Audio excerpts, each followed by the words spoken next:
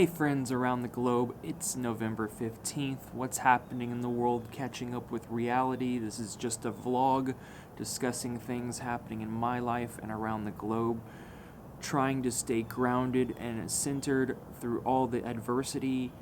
I have been grieving for the loss of my pet, as some of my other subscribers have this year.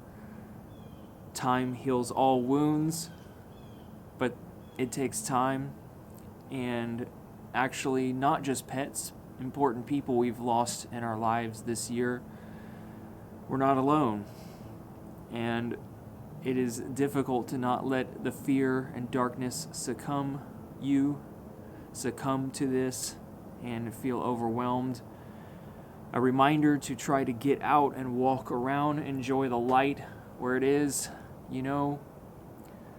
remember that there is still beauty to be beholden and friendships to make, life to experience, despite it all coming to a close rapidly. Climate change is costing the U.S. $1 billion every 3 weeks. Another risk and disaster report came out yesterday. Do we need more reports indicating how the poorest amongst us is affected the most by those who are least responsible for emissions? As a plane whizzes by overhead. I'm not going to go heavy on doom because there's enough doom to go around. We've just lived through the hottest period in 125,000 years, hottest year in recorded history. It is unprecedented, the temperatures that we're experiencing across the globe, and records being broken like second summers, spring-like warmth all over the country. And that's happening. And needn't say more, I still want to report on this. A lot to take in. So when I start feeling stressed or in despair about where generally everything is going, how, in fact, most Americans fear being broke and losing their job than death. That's how bad it is. Most people would be homeless if they were unemployed for 3 weeks. Yeah, that's the desperate state of affairs that we're in. Personally, I've done my finances and I have to make at least $500 or $600 for the next 5 months or 155 days from today. That way I'll have something to go to the cabin with, which I am so looking forward to. I feel like I'm building a strong friendship with the owner of this cabin. We share the same spiritual and ecological and political outlook on all the things that count and matter, which is important. We're still building this friendship, but I feel confident it's going in a great direction. I have nothing in disagreement with him.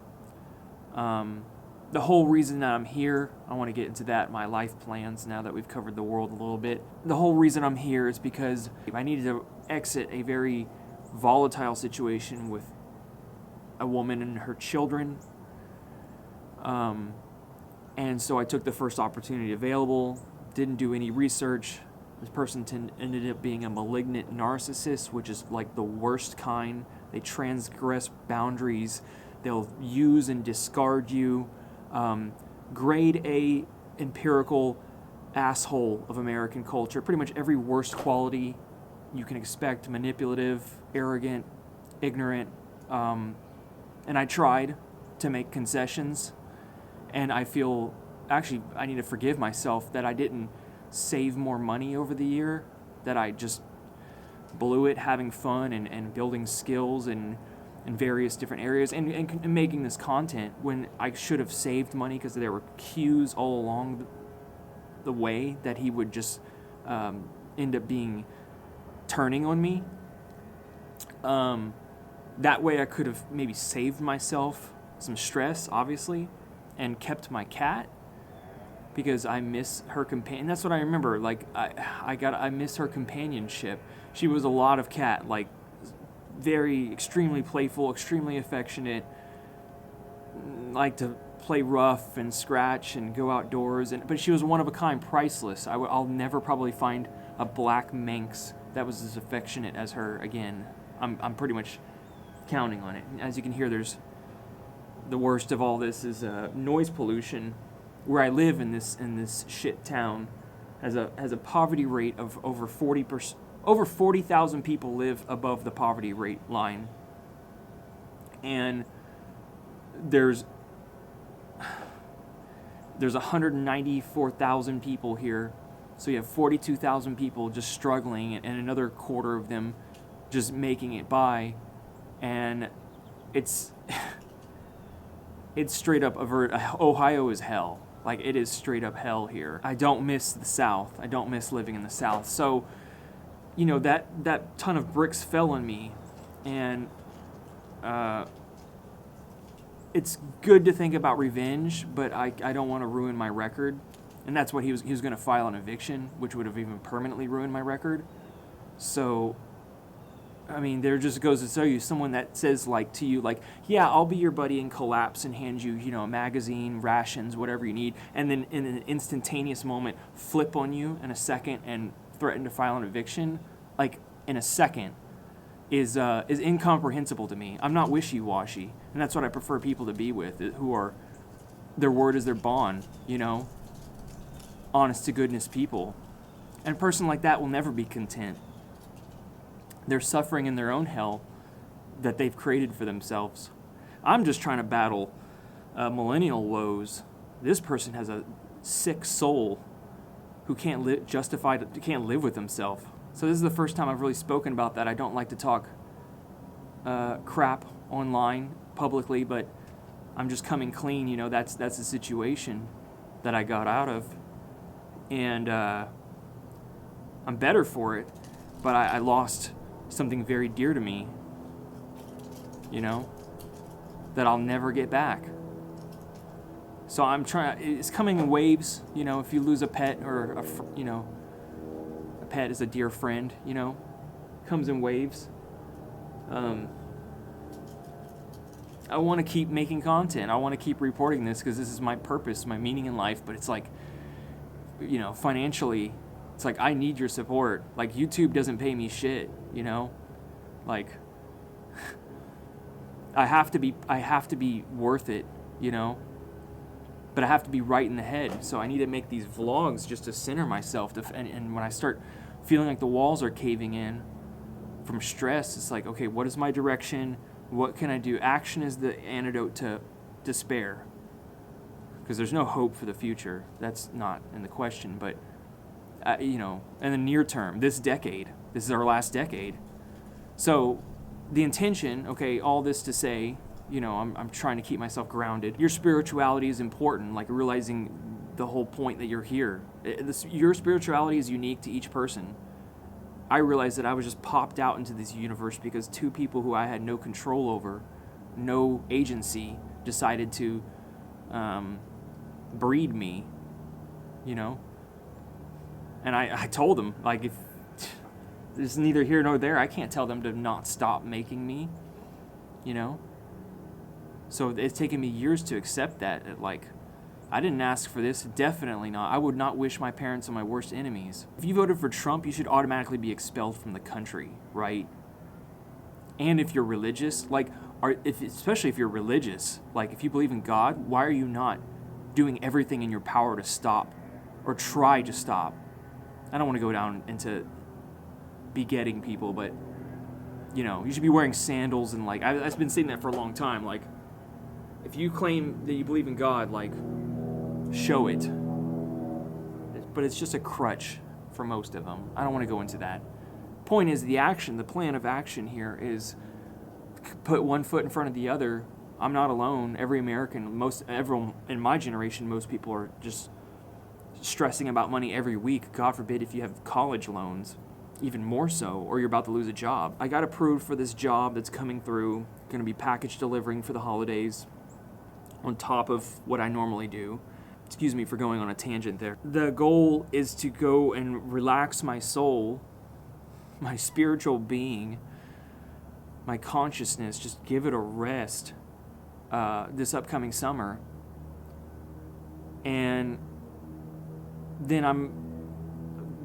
I'm aiming to live in an intentional community. That's what I've already emailed 3 communities today, and I looked in Vermont, but I'm going to try again in New York. I don't think about Ithaca, and I can't. So many of these intentional communities want like this entrance money of like $1,000 up front. It's like rent you basically pay, or they sell. So I can't do that because I have to make an income. I don't have tons of financial like backing, or they want like they're selling a house on a property, so it's like 150 whatever, it's that hundreds of thousands of dollars to get your plot on a land there. Like only rich, extremely privileged, lucky people, older people can do this stuff. It's not the hippies 60s 70s go join a drive off into the woods kind of thing. It's hard. It's way hard. Like what direction, who to go to, how to get matched up. It's like it's one of the hardest. It's like finding a partner. It's super ridiculously hard. So my goal is to aim for that, and then my backup plan is been looking at places to live in New York City. Not New York City. No way. New York State. And I've looked at all these small like towns and cities, like little towns, and they're crime-ridden, and they're not great opportunities, and many of them actually lean conservative. But actually, I've been looking at the capital of New York, Albany. It was either Syracuse or Albany. I wouldn't go to Rochester or anything like that. The point is, I want to get away from the South and the heat. But Syracuse gets like 120 inches of snow a year, and Albany gets like half that. It's the capital of New York State. And yeah, there's less people, there's half as many people there as here. And the poverty rate is about the same, but there's only so it's like 20,000 people in poverty versus 40,000. It's like an insane, this town is as you've seen, it's a shithole, right? So,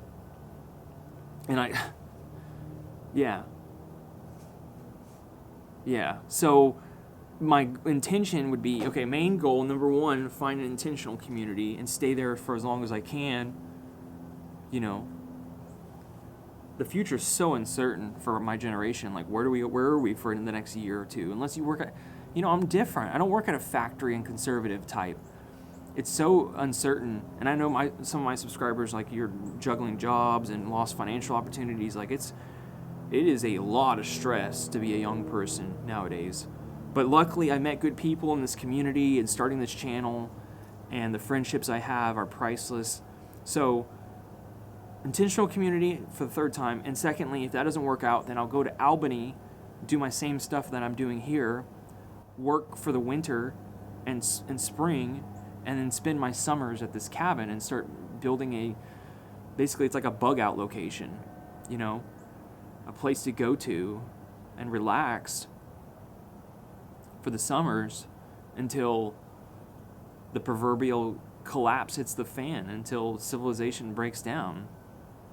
So, look, I know I could be a walking contradiction, and I'm very, I speak of harmony and peace, but I have boundaries. I don't accept psychopathy, and people, I've just banned people on this channel who, just fizz out of reality and talk nonsense to me, think they can do that, or ghost me, or,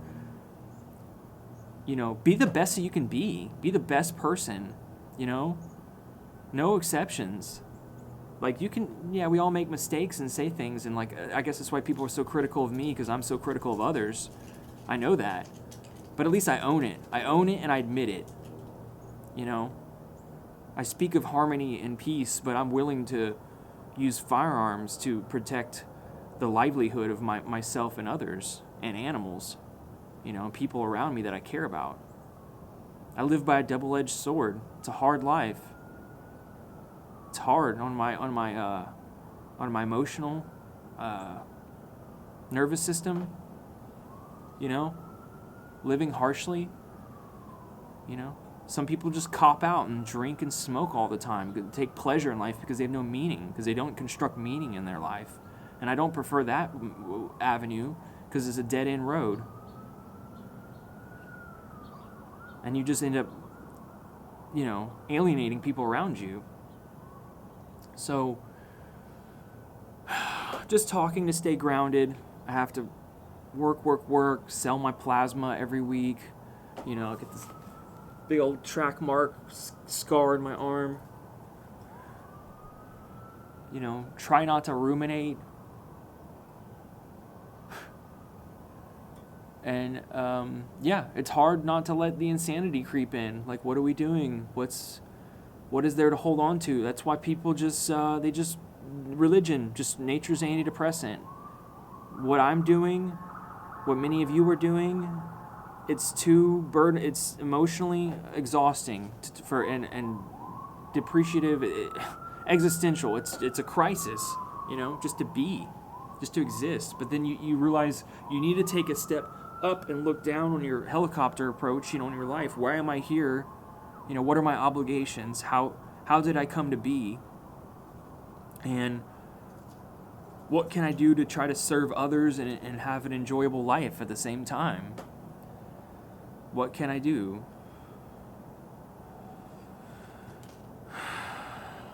I wish capitalism didn't have its boot on our neck, you know, choking us all out.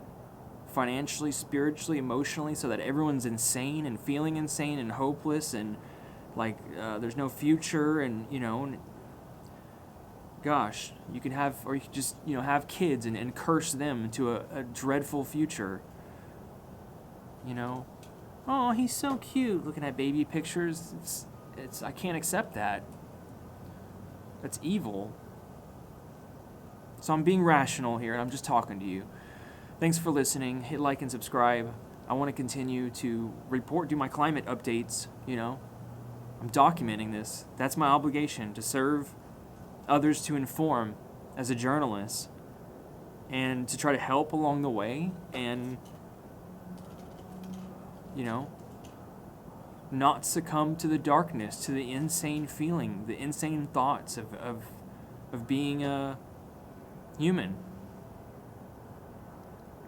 Of the evil that surrounds you, the ill-intentioned people, you know, they're the worst, and they have it coming. Either no one's going to come to them on their deathbed, or, you know, they're going to be lonely in the end and have no contentment in their life, and that's a doing of their own making. Don't feel so stressed out, guys. We're not alone. I'll talk to you soon. See ya.